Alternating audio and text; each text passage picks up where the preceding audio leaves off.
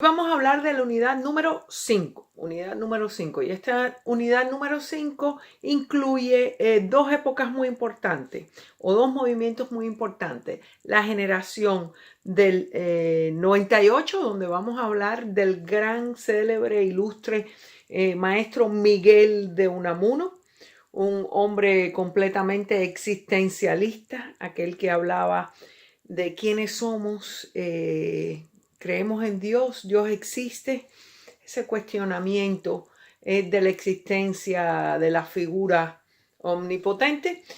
Y vamos a hablar de un movimiento que surgió en América Latina, la unión de todos los pueblos de Latinoamérica, guiados por el padre de este movimiento, el padre del modernismo, el nicaragüense Rubén Darío, y el gran apóstol cubano José Martí. O sea, unidad 5, hablemos de la generación del 98 y del modernismo.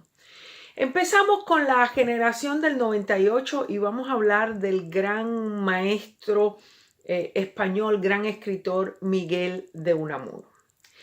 La obra que estudiamos en el curso de Miguel de Unamuno es una obra muy interesante titulada San Manuel Bueno Mártir. Género, una novela existencialista, donde vemos que la figura central, el protagonista, es un cura, un padre adorado por todos en aquel bello y hermoso pueblo de Valverde de Lucerna.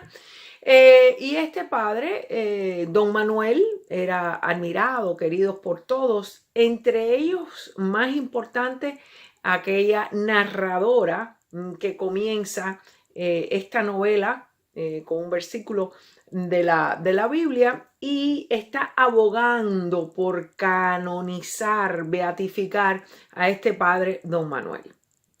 Hay un gran secreto que envuelve a este cura. Y un secreto muy fuerte es que él propagaba esa fe religiosa, ese amor por Dios, ese bienestar, cuando en realidad él no creía en Dios. ¿Pero por qué lo hacía? Por no decepcionar ni desilusionar a su gente que tanto quería, a su pueblo de Valverde de Lucerna. También por darle de comer a sus sobrinos, a quienes él quería mucho. Ok, aquí vemos el tema de la religión, del existencialismo, de la espiritualidad. Y vemos como quien lo confronta es Lázaro, nombre bíblico, el hermano de Ángela Carballino, que es la protagonista, la narradora, la que pues está tratando de que a este cura lo beatifiquen, lo canonicen, lo hagan santo, abogando por él, escribiendo después de su muerte. Y su hermano Lázaro decía que era un impostor, decía que había algún secreto. Lázaro vivía en Estados Unidos, en América, como les llaman ellos, a este lado del mundo. Y cuando regresa a Valverde de Lucerna, pues le promete a su madre en el lecho de muerte que siempre va a rezar por ella, por su alma, por el alma de todos. Y así se convierte nuevamente en religioso. Llega a tener más fe en realidad que el propio cura, quien se hace muy amigo de él y pues bueno, le cuenta el secreto de que sí, que en realidad él no es, no cree en Cristo, no cree en Dios. Hay tres cosas grandes, porque en realidad, aunque no creía en Dios, tenía muy buenos sentimientos y propagaba mucho la fe religiosa en su pueblo. Y habían tres cosas que él detestaba: el ocio, la soledad y las malas lenguas. Y trata siempre de promover para que esto no suceda. De hecho, en su lecho de muerte muere en la iglesia, al lado de todo su pueblo, dando misa, trabajando, no en el ocio, con Blasillo, aquel bobo que estaba siempre al lado de él, que lo admiraba, quien muere junto a él.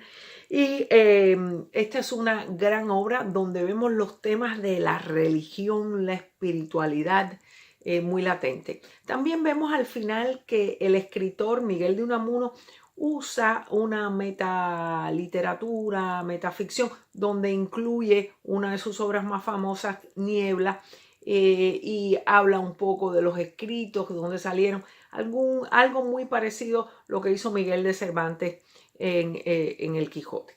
¿Ok? Pues esta es la obra de la generación del 98 de Miguel de Unamuno, San Manuel Bueno Marte. De la generación del 98 también vemos al gran escritor español Antonio Machado, quien nos escribe esa poesía de He andado muchos caminos, donde vemos como él compara andando los caminos a esa gente mala y a la gente buena. Pues él hace una comparación dividiendo la estructura de esta poesía con un gozne, que es la que divide a la gente mala de la gente buena. De Antonio Machado, He andado muchos caminos. Recuerden que vemos a la dualidad del ser en esta obra de Antonio Machado, integrante también de la generación del 98. Vamos a entrar ahora en el modernismo. Recordemos que el modernismo es un movimiento que surge en América Latina con ese fervor de unir todos los pueblos latinoamericanos, de crear una sola América unida mano con mano. Esto me recuerda mucho a lo que sucede en el año 2000, donde Europa crea la Comunidad Europea y todos los países europeos que se incorporan son hermanos y se ayudan mutuamente. Bueno, eso no ha pasado en América todavía, pero era la gran idea de Darío y de Martí. Nuestros pueblos unidos por un mismo idioma, por nuestras culturas indígenas, etcétera, etcétera. Martí escribe un ensayo metafórico muy profundo, lleno de metáforas, metáforas sentido figurado.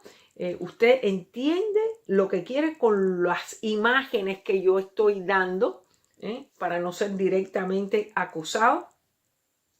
Y aquí nos habla de ese gigante de las 7 leguas, de ese imperialista, y vemos mucho el imperialismo como un imperio, como los Estados Unidos con esas garras. Norteamérica quiere apoderarse de toda la América Latina. ¿Ok? Martí aboga porque nuestros pueblos deben estar unidos. Dice que los verdaderos gobernantes debemos ser aquellos autóctonos, aquellos nacidos en nuestros países, y así aboga por una América Latina libre, unida, sin ser subyugada por ningún imperio. ¿Ok? O sea que vemos muy claro el tema del imperialismo, como un país, una entidad grande quiere apoderarse de otros países más pequeños y menos fuertes. Lo mismo hace Roosevelt, Rubén Darío, gran escritor nicaragüense, padre del modernismo, y él escribe esta oda, este poema a Roosevelt, dirigiéndose apostróficamente a Roosevelt, presidente de los Estados Unidos, quien era un cazador al cual él metonímicamente le dice cazador de sueños, de esperanzas. Roosevelt es un símbolo representando a Estados Unidos. Recuérdense, cuando tenemos un término que reemplaza a otro, esto se llama metonimia. Y cuando nos dirigimos directamente a alguien es apóstrofe. O sea que en este título a Roosevelt del poema de Darío ya estamos viendo metonimia, haciendo alusión a los Estados Unidos, con el símbolo de Roosevelt, y A dirigiéndose directamente.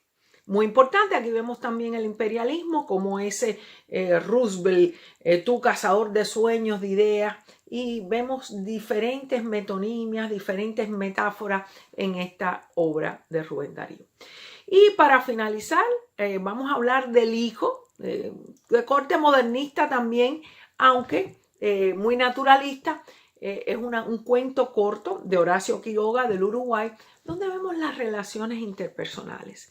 Ese padre que adoraba a su hijo, confiaba plenamente en él, deja que el chiquillo se vaya de cacería, tiene varias alucinaciones porque el padre tenía sus problemas, y él veía cada rato ese niño lleno de sangre, una imagen muy fuerte para un padre por la preocupación inquieta. Recuérdense que vivían en una selva, aislado del mundo, y el padre confiaba plenamente en su hijo. El chiquillo cuando siente, el padre se queda y le dice regresa a las 12, hora de almorzar, y siente a lo lejos un disparo de la San Etienne, el rifle que llevaba el niño de cacería. Piensa, bueno, pues ya cazó su primera presa. Y así queda con aquella inquietud. Pero cuando llega la hora de regreso, el hijo jamás regresa. Y ahí el padre empieza a preocuparse. Pues sí, lamentablemente hubo un accidente donde el muchachito quedó con las piernas hacia arriba, una descripción bastante clara y bastante al hilo, bastante naturalista, muerto al lado de la cerca de púa. El padre hace alucinaciones, se ve regresando con su hijo, chiquito, me tenías preocupado, pero en realidad la cruel realidad es que el niño tuvo un accidente y pereció en el acto. Estas son las 3 obras: San Manuel Bueno Mártir, Nuestra América, a Roosevelt y el hijo. 4 obras: San Manuel Bueno Mártir de Miguel de Unamuno en la generación del 98. En el modernismo vemos a Nuestra América y a Roosevelt, incluida también el hijo de Horacio Quiroga. Bueno, en esta unidad tenemos 5 obras que vamos a estudiar, que vamos a repasar, que hemos estudiado ya en el curso.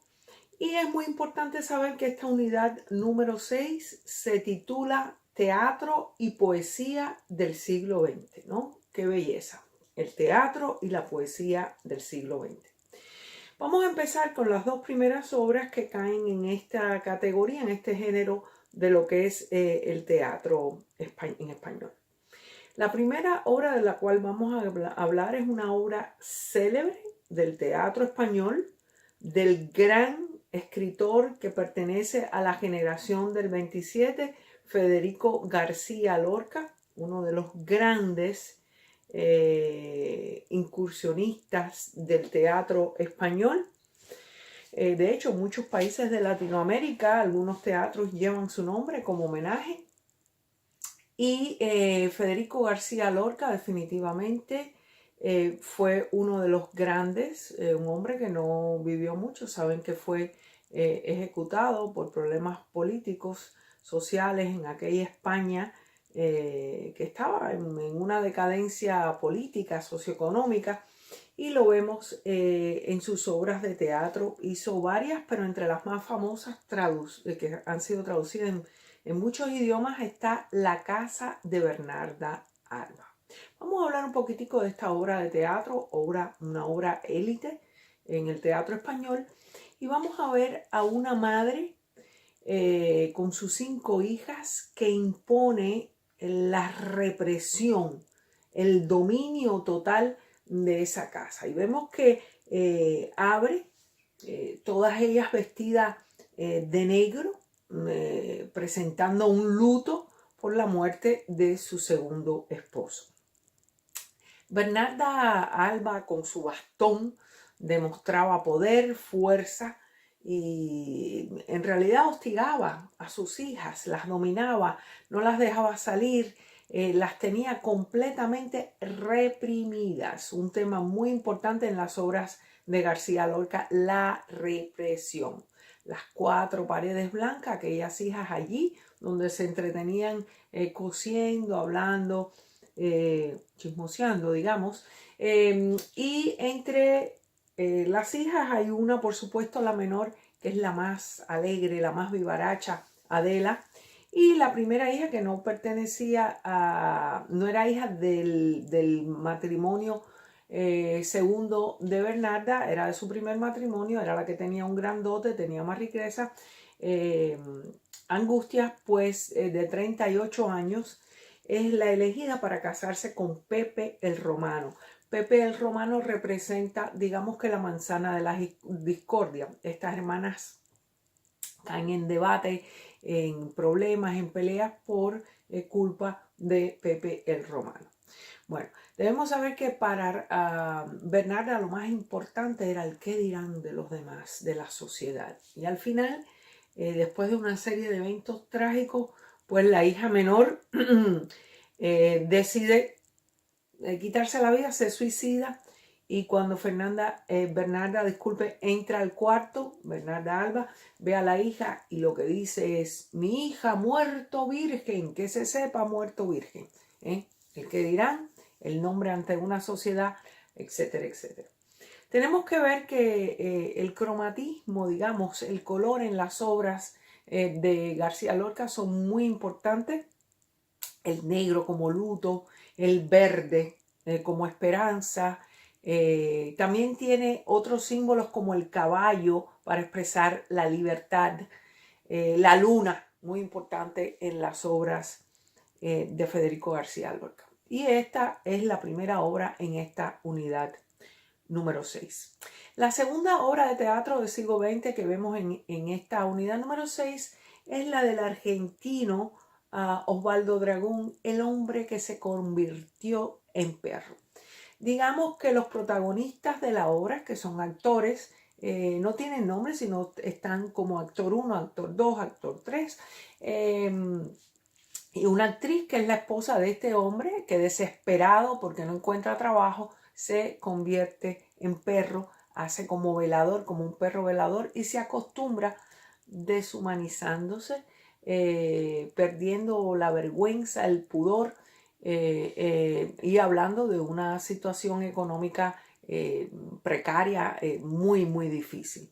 Es una obra a la que le debemos poner atención porque con esta pandemia ya empezamos a pasar el hambre, la necesidad, y esto lleva a la desesperación, que es lo que le ocurrió a este hombre que pierde su matrimonio, lo pierde todo y prefiere quedarse con su vida de perro porque es el único modo que tiene de subsistir.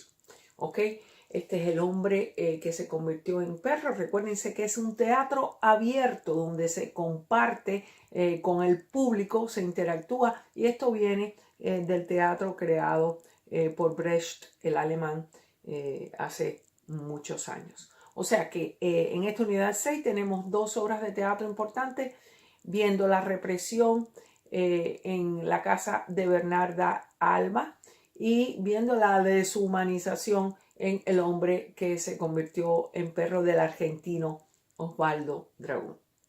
Vamos a entrar ahora a la poesía del siglo XX, donde vemos tres obras muy importantes. Empezando con Neruda, Pablo Neruda de Chile, Walking Around, título en inglés, que significa que así de perdido estaba él, de ido de este mundo, walking around. Recuérdense que Neruda estuvo como diplomático en muchos países y al no tener un hogar acentuado, esto lo tenía como que confuso, ido, desilusionado de esta vida. De hecho, el poema comienza: resulta que me canso de ser hombre. Se cansa de ser hombre, de caminar, de ver las peluquerías. Y aquí vemos un modo muy vanguardista, muy diferente, muy cambiando de la rutina de la poesía tradicional, la poesía normal, una métrica diversa. Y digamos que vemos el vanguardismo al usar estas imágenes distorsionadas, imágenes raras, extrañas, como aquellas que tenemos nosotros a veces en las pesadillas, en el Walking Around. Un hombre totalmente desilusionado, angustiado, un tono de tristeza, de dolor, de sufrimiento, de desencanto en Walking Around. ¿Ok? De Pablo Neruda de Chile. Vemos otras de las poesías del siglo XX y vamos a ver dos poesías escritas por mujeres, o sea que es también literatura femenina, y vamos a hablar de Julia de Burgos de Puerto Rico. Julia de Burgos, una gran poetisa, la cual muere deambulando por las calles de Nueva York de un modo muy triste. Digamos que la poetisa, la poeta por excelencia de Puerto Rico, y vemos cómo usa el desdoblamiento en su poesía cuando ella misma le dedica a la otra Julia de Burgos, a la señora, señorona, la que tiene que cumplir con la sociedad, la que está impuesta al qué dirán social. Yo no Yo, la narradora, yo le escribo mis versos y en mis versos soy libre.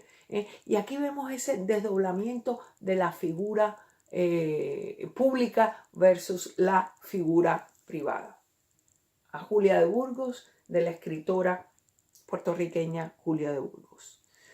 Y por último, la tercera poesía que vemos en esta poesía del siglo XX es de la escritora cubana, afrocubana, Nancy Morejón, donde nos habla y nos hace un recorrido en su poesía del sufrimiento de la mujer negra. Y así se llama la obra, Mujer Negra. Vemos como desde que sale del África, de cualquier país, de Guinea, del Congo, de donde sea, y llega como esclava a las Antillas. En este caso habla de Cuba.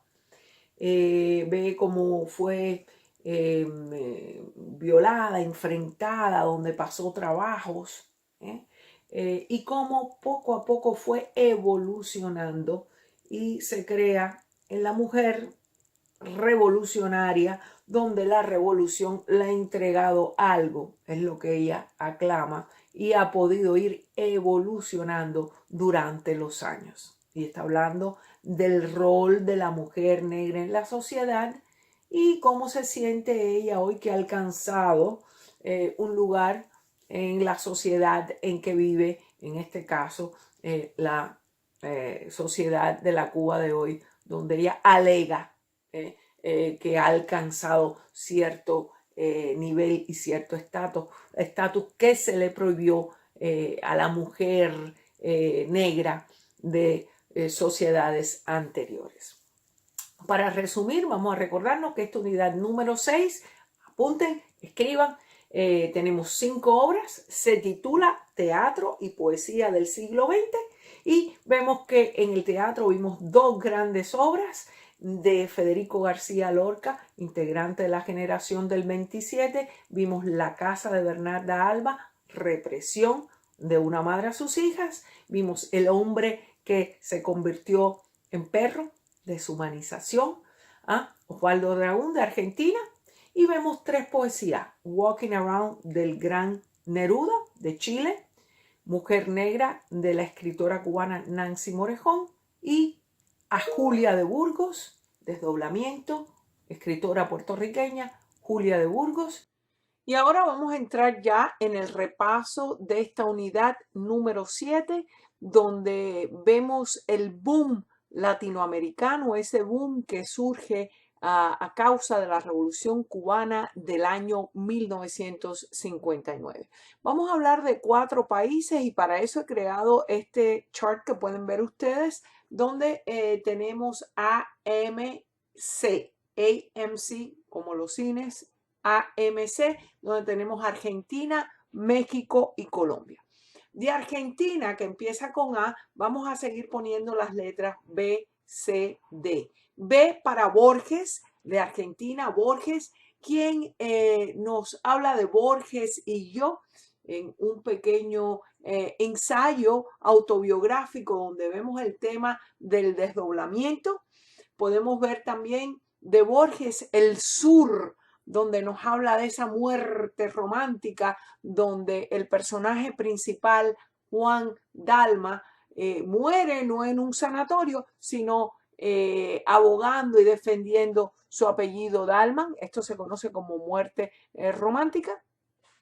Ya vimos de Argentina a Cortázar, Julio Cortázar, en La noche boca arriba, donde vemos esta historia de la guerra florida, cómo a los indígenas los sacrifican y son acechados para sacrificarlos, entregando sus órganos vitales. Y vimos también a Osvaldo Dragún, que ya lo mencionamos en la unidad número 6, en El hombre que se convirtió en perro. Con la M de México, podemos ver a 2 grandes escritores de México, Juan Rulfo, y ese Rulfo me suena al ladrido del perro, Rulf, Rulf, Rulfo en No oyes ladrar a los perros, donde un padre tiene que llevar a su hijo, que es un asesino, y le dice: Ignacio, no lo hago por ti, lo hago por tu difunta madre, hacia el próximo pueblo de Tonaya, a ver si lo pueden curar. De Juan Rulfo, No oyes ladrar los perros.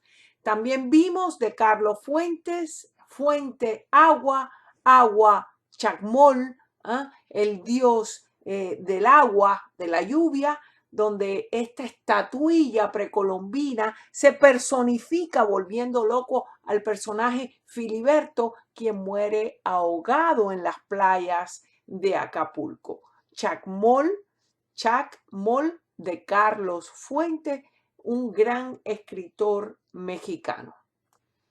Con la C en el AMC, Argentina, México, C de Colombia, podemos ver al gran escritor colombiano, premio Nobel, uno de los grandes, el Gabo, Gabriel García Márquez, quien nos tiene el ahogado más hermoso del mundo. Recuerden, el ahogado más hermoso del mundo, Esteban, ese hombre que llega ahogado a las orillas, los niños jugando con él, y cambia toda la dinámica de un pueblo triste, oscuro, trae la alegría para darle un último homenaje, un funeral a este inmenso ahogado conocido como Esteban. Y hablando de funeral, en este libro de Gabriel García Márquez titulado Los funerales de la mamá grande, también estudiamos la obra de la siesta del martes, donde vemos cómo una madre va a rendir su último homenaje a un hijo que por un hijo boxeador con el nombre de Carlos Centeno, quien es asesinado por una viuda que le dispara al él entrar a robar a su casa. La madre no enseña ninguna vergüenza, aunque sabe que lo que hizo su hijo era incorrecto, pero como madre, pues va a brindarle consuelo con la hija pequeña, con la hermanita de Carlos Centeno, el boxeador, con un ramo de flores, hacen una travesía en un tren y llegan a ese pueblo para llevarle flores al cementerio, después de pedirle al cura y a su hermana la llave para poder entrar al cementerio. Y por último, en esta unidad número 7, vemos con la C también de Chile, o sea que tenemos AMC, Argentina, México, Colombia y Chile. De Chile a la gran escritora Isabel Allende con su obra Dos Palabras, donde esta increíble protagonista, conocida como Belisa Crepusculario, aprende a vender palabras para ganarse la vida, le escribe un bello discurso al coronel y de esto surge una relación de amor, una relación increíble. Dos palabras de Isabel Allende. Y no se lo tragó la tierra, del escritor estadounidense, pero escritor chicano. Esto es una obra de la literatura chicana en Estados Unidos, Tomás Rivera. Tomás Rivera nace en Texas y es uno de los grandes escritores del siglo XX de esta literatura chicana. La obra que vamos a estudiar se titula Y no se lo tragó la tierra y la Nochebuena. Son dos cuentos cortos, dos viñetas. Son pequeñas obras expuestas en un libro que se tituló Y no se lo tragó la tierra, igual que uno de los cuentos cortos. O sea, libro publicado en 1971 Y no se lo tragó la tierra, con estos dos cuentos. Este libro está dividido en 14 diferentes viñetas que vienen siendo cuentos cortos, que vienen siendo como pequeños capítulos de este libro, y es lo que vamos a estar estudiando hoy. Comenzamos con ese contexto histórico donde ustedes deben de saber que en la década de los 40, en el 1941 al 45, se firma en Estados Unidos la ley de los braceros. ¿Y quiénes son braceros? Un grupo de inmigrantes mexicanos que puede trabajar la tierra aquí en Estados Unidos, después se regresan a su país. O sea, que es la ley de los inmigrantes trabajadores agrícolas en Estados Unidos. Como ustedes saben, este trabajo es muy duro, trabajan faenas cotidianas de más de 12 horas, es un trabajo muy difícil y todavía hoy, en el pleno siglo XXI, estamos viendo la problemática con los inmigrantes, las diversas leyes laborales, etcétera, etcétera. Vemos que en la primera obra que vamos a estudiar, en el primer cuento corto, Y no se lo tragó la tierra, se trata de un niño, un jovencito pequeño, adolescente, con sus hermanitos, que todos trabajan en el campo para poder ayudar a su padre a sacar la cosecha que tienen que sacar, ¿no? El padre se enferma, creemos que es de tuberculosis, y el hijo más pequeño de 6 años, 5 o 6 años, lo reemplaza para cumplir la meta de su faena. El niñito también se enferma y su hermano, que es el jovencito protagonista, pues se cuestiona por qué él, por qué mis tíos que murieron, sus tíos murieron ambos de cáncer trabajando las tierras, recuérdense los fertilizantes, etcétera, etcétera. ¿Y por qué ahora papá? Y se siguen cuestionando. Y el por qué, podemos decir que es una retórica. En algún momento también existe símil cuando se compara y dice, ¿por qué nosotros como si fuéramos animales? O sea que comparándose con el cómo, esa comparación tan difícil. Pues Y no se lo tragó la tierra viene siendo el objetivo del autor, como él se crió en Estados Unidos con padres trabajadores agrícolas, con agricultores, pues él enfoca y aboga por los derechos de los trabajadores agrícolas. Vemos también un segundo cuento titulado La Noche Buena, donde María es la madre de 2 niños, ella y su esposo. María no se asimila a Estados Unidos y vive dentro de su casa, tiene una gran fobia de salir y de compartir con las personas, pero sus hijos llega la Nochebuena, llega la Navidad y quieren juguetes. El padre le dice, pero niños, si siempre les traigo frutos secos, les traigo comida, y los niños lo que quieren es juguetes. Son 2 muchachitos que tienen María y su esposo.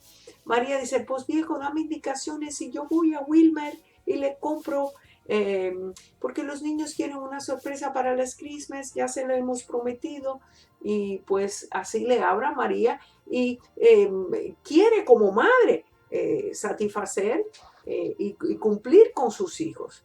El esposo le da indicaciones, María nunca había salido sola y le dice, pues dobla por aquí, sigue recto, dobla, hasta que María llega a Wilmer.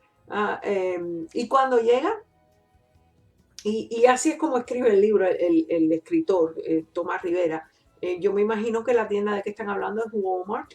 Ellos lo mencionan y así lo escribe él, con el regionalismo mexicano, que vemos mucho regionalismo, palabras como no más, etcétera, etcétera, incluidas dentro del texto. María llega a Wilmer y se asusta de ver tanta gente. Imagínense un Black Friday llena de personas, se aturde, pero los juguetes, se recuerda a sus hijos y sale con los juguetes sin haberlos pagado. Allá afuera un policía la detiene, la tira contra el piso y empieza en inglés, ella no entendía nada. You Mexicans are all the same, stealing, coming into their country. Y por ahí empieza el policía a maldecir a esta pobre madre inmigrante que está tratando de hacerle sueños realidad a sus hijos. María regresa a casa maldiciéndose, diciendo, viejo, te dije que no debía haber salido, pero lo hice por los niños. Los niños muy apenados con la madre porque ellos en realidad la pusieron en esa labor, en esa faena. Vemos aquí nuevamente los diferentes temas del curso, las relaciones interpersonales, las sociedades en contacto, subtemas como la asimilación, la integración en una sociedad, que son muy difíciles y que los inmigrantes pasamos mucho para poder climatizarnos, asimilarnos dentro de esta gran nación americana. Recuento dos viñetas, porque esto es un libro dividido en 14 viñetas y las dos que estudiamos es Y no se lo tragó la tierra, con el mismo nombre del libro, donde vemos al niño que se cuestiona retóricamente ¿por qué? ¿Por qué nosotros? ¿Por qué nos ha tocado? ¿Por qué mis padres? De este trabajo y de esta ardua faena agrícola como trabajadores inmigrantes agrícolas. Y tenemos después el cuento de la Nochebuena, donde María, una mujer con mucha fobia, con falta de asimilación dentro de la sociedad americana, que trata de complacer a sus hijos. Espero que este resumen y este pequeño análisis les haya gustado nuevamente. Y no se lo tragó la tierra, de Tomás Rivera, el libro dividido en 14 viñetas, Y no se lo tragó la tierra y La Nochebuena. Chao, que estén bien. Gracias.